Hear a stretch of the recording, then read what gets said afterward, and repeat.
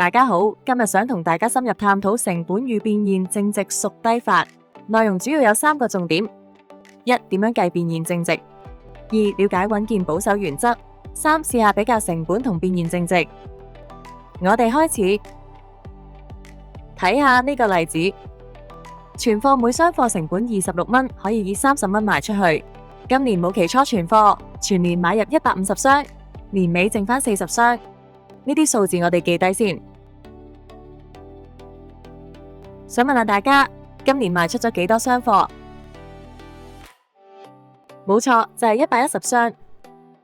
因此，今年嘅損益表銷貨就係3300蚊，而購貨就係每箱成本26蚊乘以150箱，3900蚊。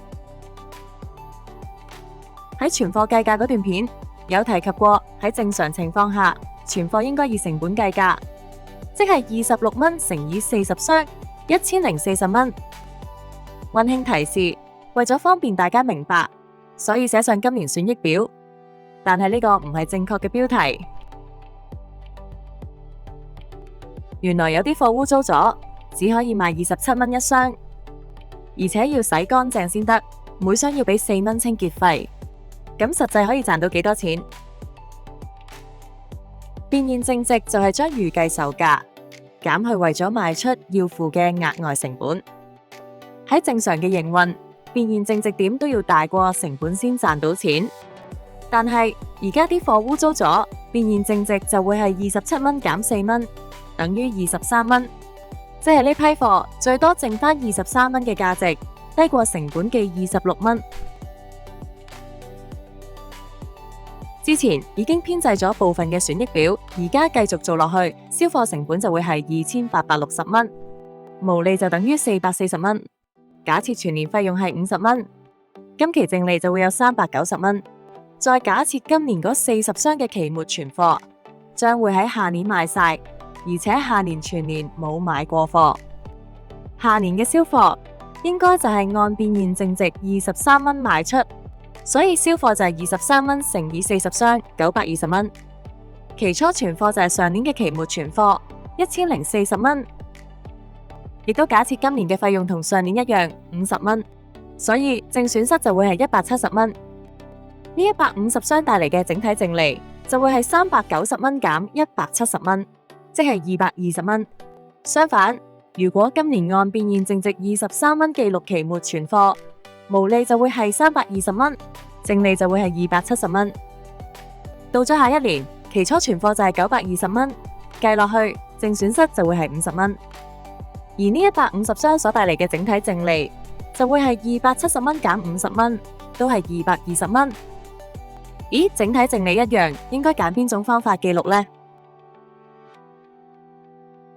放埋一齊睇就更清楚。左邊按成本記錄，而右邊就按變現淨值作記錄，兩邊2年合計都係淨賺220蚊。睇下左邊，今年條數靚好多，但係下年就唉。又睇下右邊，遲早都要蝕咗佢先。咁究竟應該係左邊嘅先甜後苦，定還是右邊嘅先苦後甜？呢個比較示範咗早認風險、遲認收益嘅概念。呢個做法其實就係根據會計學嘅穩健保守原則，就係唔好過高估資產同利潤，面對風險要盡早入賬。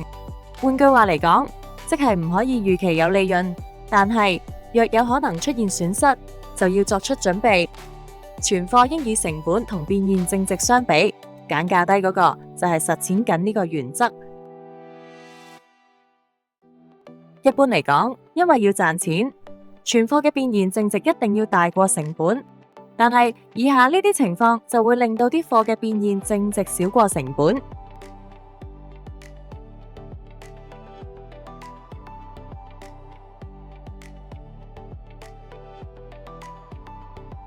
最後提一提點樣作會計記錄。如果期末仲未記錄存貨，就直接用變現淨值，每箱23蚊入賬。如果已經用成本26蚊記低，就要將存貨減值，每箱3蚊。記住，成本與變現淨值屬低法，有助盡早確認存貨減值風險。講少少解題攻略，睇下以下附加資料。20X6年期末存貨原本為109,700蚊，但係因為有啲貨損位，所以預期會以低價出售兼支付修理費。呢批貨嘅成本係5,800蚊，而變現淨值係4,000減400蚊，即係3,600蚊，所以需要減值2,200蚊。喺題目度將期末存貨 mark 低，減2,200蚊，配合穩健保守原則，就可以令財務報表更加可靠。希望大家日後處理存貨都可以用到呢套方法。如果你仲想聽到更多會計學嘅內容，記得訂閱旺仔 channel， 撳個訂閱掣，開埋提示鐘，下一次新影片就唔會錯過啦。多謝收睇，我哋下次再見。搞掂企會財，隨心學，隨心聽。